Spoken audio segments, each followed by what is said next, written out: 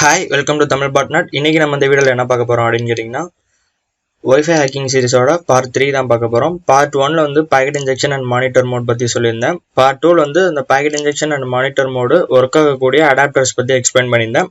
இப்போ இந்த video part 3ல் வந்து என்ன பார்க்க போகிறோம்னா, packet injection and monitor mode வந்து உங்கள் அடாப்டரில் சப்போர்ட் பண்ணுதா அப்படின்னு செக் பண்ணுறதுக்காக தான் பார்க்க போகிறோம். ஒருவேளை வந்து நீங்கள் ஆல்ரெடி அடாப்டர் வாங்கி வச்சுருந்துருக்கலாம், அதில் என்ன சிப்செட்னு தெரியாமல் கூட இருக்கலாம். அதனால நீங்கள் இந்த கமெண்ட்ஸை எக்ஸிக்யூட் பண்ணி அது ஒர்க் ஆகுதா இல்லையான்னு கண்டுபிடிச்சிக்கலாம். இல்லைனா ஆல்ரெடி உங்கள் லேப்டாப்பில் இருக்கிற இன்பில்ட் ஒய்ஃபையே வந்து டிஃபால்ட்டாக அந்த சிப்செட்டில் இருக்கலாம்.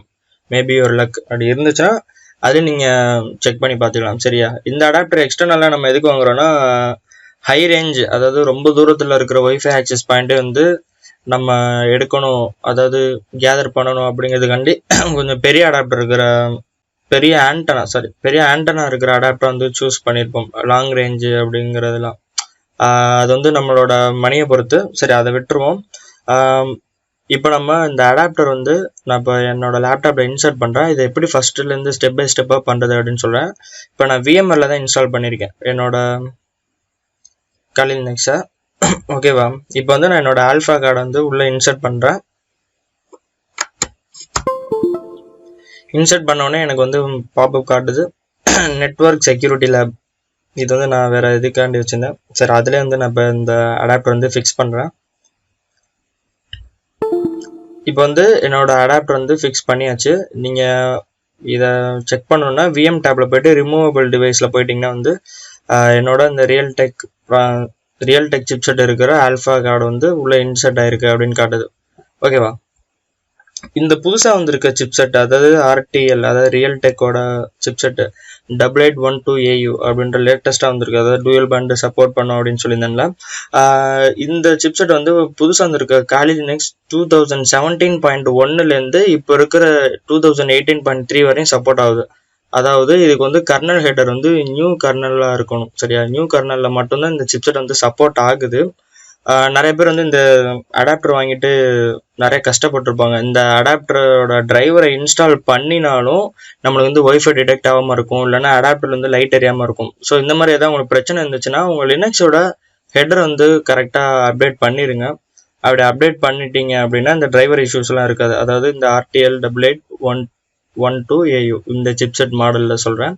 மற்ற சிப்செட்லேயும் மோஸ்ட்லி இந்த மாதிரி பிரச்சனையாக தான் இருக்கும். உங்களுக்கு ஏதாவது ஒரு பிரச்சனையாக இருந்துச்சு அப்படின்னா Kali Linux-ஓட அஃபிஷியல் ஃபோரம்லையோ இல்லாட்டி ஏர்க்ராக் என்ஜியோட அஃபிஷியல் ஃபோரம்லையோ போயிட்டு என்ன எரர் வருதோ அதை அப்படியே காப்பி பண்ணி கூகுளில் போட்டிங்கனாலே உங்களுக்கு வந்து ரிசல்ட் வந்துடும். இதுக்கு வந்து எப்படி சொல்யூஷன் இருக்கும் அப்படின்ட்டு. இப்போ நான் இந்த ஆல்ஃபா அடாப்டர் வாங்கி வந்து எனக்கு இந்த மாதிரி தான் பிரச்சனை வந்துச்சு. டிரைவர் செட் ஆகாமல் ஆல்ஃபா அடாப்டர் வந்து டிடெக்ட் ஆகலை. அதுக்கப்புறமேட்டு நான் இதே மாதிரி தான் சர்ச் பண்ணேன். அப்புறமேட்டு தான் வந்து சொல்லியிருந்தாங்க. யூடியூப்ல வந்து நிறைய வீடியோ சர்ச் பண்ணி பார்த்தப்ப அவன் சும்மா டக்குன்னு இந்த கமெண்ட் மட்டும் தான் போட்டான். கொடுத்தவொடனே அதுக்கு உண்டான சிப்செட்டுக்கு உண்டான டிரைவர் வந்து இன்ஸ்டால் ஆயிருக்கு. ஆனால் எனக்கு கொடுத்தப்ப அந்த மாதிரி இன்ஸ்டால் ஆகலை. வேறு பிரச்சனை வந்துச்சு. லைப்ரரி எரர்னு வந்துச்சு, GCC எரர்னு வந்துச்சு. எல்லாத்தையும் வந்து ஃபிக்ஸ் பண்ணினேன். இதுக்கெல்லாம் ஒரே சொல்யூஷன், நீங்கள் ஹெடரை அப்டேட் பண்ணுறது மட்டும்தான். நிறைய பேர் வந்து மொபைல் ஃபோன் வந்து நெட் ஹண்டர் யூஸ் பண்ணுறீங்க. நெட் ஹண்டர் வந்து எப்படி இருக்கும் அப்படிங்கிறது எனக்கு தெரியாது. பிகாஸ் நான் அதை யூஸ் பண்ணினதே இல்லை இது வரைக்கும். அதுக்கும் வந்து நீங்கள் கரெக்டாக சர்ச் பண்ணி பாருங்கள். இல்லைனா ஹெடர் வந்து கர்னல் வந்து அப்டேட் பண்ணி விட்ருங்க. உங்களுக்கு இந்த எரர் வந்து ஃபிக்ஸ் ஆயிரும் அப்படின்னு நினைக்கிறேன். அதுக்கப்புறம் AliExpressல வந்து இதே RTL சிப்பு இருக்கிற, அதாவது 8812 இருக்கிற சிப்செட் வந்து ஒருத்தர் கீழே லிங்க்ல கமெண்ட் பண்ணியிருந்தாரு. இது வந்து டூயல் ரேஞ்ச் வந்து செட் ஆகுமா அப்படின்ட்டு, ஒர்க் ஆகுமா அப்படின்ட்டு. அது ஒர்க் ஆகும் அப்படின்னு தான் நினைக்கிறேன். நீங்கள் இந்த இதை வாங்கி செக் பண்ணி பாருங்கள். அது வந்து சீப்பாகவும் இருக்கும். அதே மாதிரி உங்களுக்கு 2 பேண்டுமே சப்போர்ட் ஆகும். 4.5 இருக்கட்டும், சரி 2.4 இருக்கட்டும், இல்லை 5 GHz இருக்கட்டும், எல்லாமே வந்து உங்களுக்கு சப்போர்ட் ஆகும். சரி, நம்ம கதை பேச வேணால் அடுத்து வந்து இதுக்கு உண்டான வேலைகளை பார்த்துருவோம். இப்போ பார்த்தீங்கன்னா என்னோடய ஒய்ஃபை நெட்வொர்க் கனெக்டட் ஒய்ஃபை வந்து இப்போ வந்து பிரித்திவ்ங்கிற என்னோட ஆக்சஸ் பாயிண்ட் மட்டும்தான் இருக்குது. ஓகேவா? இதில் வந்து எதோடய நான் கனெக்ட் பண்ணல. பேசிக்காக வந்து நம்ம லினக்ஸோட டெர்மினல் ஓப்பன் பண்ணிடுறோம். ifconfig இதில் பார்த்தோம்னா என்னோட ஒய்ஃபை கார்டு வந்து டிடெக்ட் ஆயிருக்கு, அதாவது WLAN 0. சரியா? இது வந்திருக்கு. அடுத்தது இதை எப்படி மானிட்டர் மோடில் எனபிள் ஆயிருக்கா இல்லையா அப்படிங்கிறத எப்படி பார்க்கலாம் அப்படின்னு கேட்டிங்கன்னா, config IW config அப்படின்னு போட்டோம்னா என்ன இருக்குது அப்படின்னா, மோட் வந்து மேனேஜர்னு தான் இருக்குது சரியா. இது வந்து மானிட்டர்னு ஆகணும். இந்த மானிட்டர் மோடுனா என்ன அப்படிங்கிறத நான் எக்ஸ்பிளைன் பண்ணியிருக்கேன். அதாவது நம்ம சேம் நெட்வொர்க்கில் இருக்கிறவங்களோட மற்ற பேக்கெட் வந்தாலும் நம்மளோட இன்டர்ஃபேஸ், அதாவது நம்மளோட கார்டு வந்து அலோவ் பண்ணாது, நம்ம கம்ப்யூட்டருக்கு தேவையான பேக்கெட்ஸை மட்டும்தான் எடுக்கும் அப்படின்ற மாதிரி கொஞ்சம் எக்ஸ்பிளைன் பண்ணியிருந்தேன். ஒருவேளை இந்த வீடியோ பார்க்காத நியூ வியூவராக இருந்தீங்கன்னா அந்த வீடியோ போய் பார்த்துருவாங்க. ஓகே, இப்போ வந்து எப்படி மானிட்டர் மோடை எனேபிள் பண்ணுறது அப்படின்னு பார்ப்போம். இங்கே வந்து மோடு வந்து மேனேஜர்னு தான் இருக்குது சரியா. அதாவது நம்ம கம்ப்யூட்டருக்கு தேவையான பேக்கெட் மட்டும்தான் வரும், மற்ற கம்ப்யூட்டரோட பேக்கெட் வராது. இதுக்காக யூஸ் பண்ணக்கூடிய ஷூட் வந்து என்னன்னா ஏர்மான் என்ஜி சரியா. ஏர்மான் என்ஜி அப்படின்னு போட்டோம்னா நம்மளோட ஒய்ஃபை கார்டு என்ன இன்ஸ்டால் பண்ணியிருக்கோமோ அதோட இது காட்டும், நேம் எல்லாமே. எக்ஸ்பேண்ட் பண்ணிடுவோம், வந்துச்சா. இப்போ வந்து இதை செக் பண்ணுவோம், இது வந்து கரெக்டாக ஃபங்க்ஷன் ஆகுதா அப்படின்ட்டு. இது வந்து குட் காஸ் ட்ரபுள் அப்படின்னு இருக்குது, ட்ரபுளில் இருக்கா. சரி, நம்ம இதோட ப்ராசஸ் வந்து கில் பண்ணிடுவோம். கில் பண்ணிட்டோம் அப்படின்னா இப்போ வந்து ஒயர்லெஸ் ஆக்சஸ் பாயிண்டோட இது வந்து செயல்பாடு வந்து நின்றோம் சரியா. நின்றுச்சு. இப்போ என்ன பண்ணுறோம், ஏர்மான் என்ஜியை ஸ்டார்ட் பண்ணுறோம். அதாவது ஏர்மான் என்ஜிங்கிறது எதுக்கு யூஸ் பண்ணுறோம்னா நம்மளோட ஆக்சஸ் கார்டு, சாரி நம்மளோட ஒயர்லெஸ் கார்டை வந்து மானிட்டர் மோடுக்கு மாற்றுறதுக்காக தான் வந்து நம்ம இப்போ இதை யூஸ் பண்ணுறோம். ஸ்டார்ட் WLAN 0, ஏன்னா என்னோட ஃபிசிக்கல் கார்டு வந்து WLAN 0 அப்படின்னு தானே இருந்துச்சு. ஸோ நம்ம WLAN 0 அப்படின்னு கொடுக்குறோம், ஸ்டார்ட் கொடுக்குறோம். கொடுத்தோம்னா இப்போ என்ன ஆயிடுச்சு அப்படின்னா மானிட்டர் மோட் வந்து எனேபிள்டு அப்படின்னு வந்துருச்சு. ஓகேவா. இதை திருப்பியும் நம்ம கிளியர் பண்ணிட்டு WI config அப்படின்னு பார்த்தோம்னா முன்னாடி மோடு வந்து மேனேஜர்ல இருந்துச்சு, இப்போ வந்து மோடு வந்து மானிட்டர் ஆயிடுச்சு. ஸோ மானிட்டர் மோட் வந்து எனேபிள் ஆயிடுச்சு. இப்போ அடுத்தது வந்து பேக்கெட் இன்ஜெக்ஷன் வந்து ஒர்க் ஆகுமா அப்படிங்கிறத பார்ப்போம். பேக்கெட் இன்ஜெக்ஷன்னா என்னங்கிறதும் அந்த வீடியோவில் சொல்லியிருந்தேன். ஸோ நம்ம இப்போ இது வந்து குயிக்காக பார்த்துருவோம்.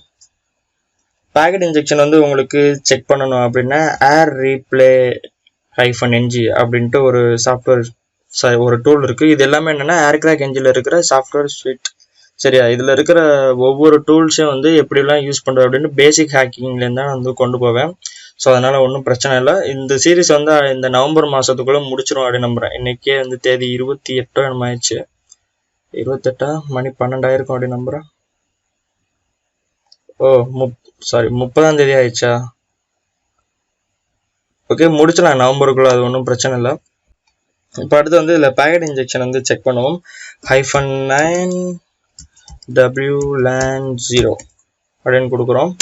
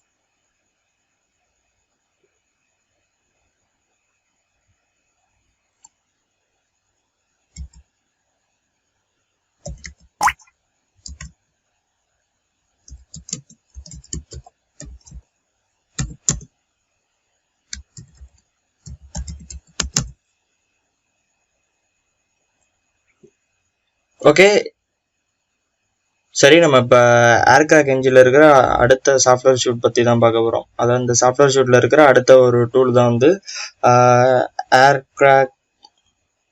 ஓகே சரி, நம்ம இப்போ இந்த ஏர்கிராக் என்ஜி சாஃப்ட்வேர் ஷூட்டில் இருக்கிற அடுத்த டூல் பற்றி தான் பார்க்க போகிறோம். அதாவது ஏர் ரிப்ளே -ng அப்படின்ட்டு. இது எதுக்காக யூஸ் பண்ணுறோம் அப்படின்னு கேட்டிங்கன்னா பேக்கெட் இன்ஜெக்ஷன் பண்ணுறதுக்காக. ஏர் ரிப்ளே -ng-9 அதோட நம்மளோட ஃபிசிக்கல் கார்டு, அதாவது எக்ஸ்டர்னலாக சொல்லியிருக்கோம்ல ஒய்ஃபை அடாப்டர், அதோட இன்டர்ஃபேஸை கொடுக்குறோம். என்னோடதில் வந்து இப்போ WLAN 0 அப்படின்னு இருக்குது. ஒருவேளை உங்களுக்கு வேறு ஏதாவது நேமில் கூட வரத்துக்கு வாய்ப்பு இருக்குது.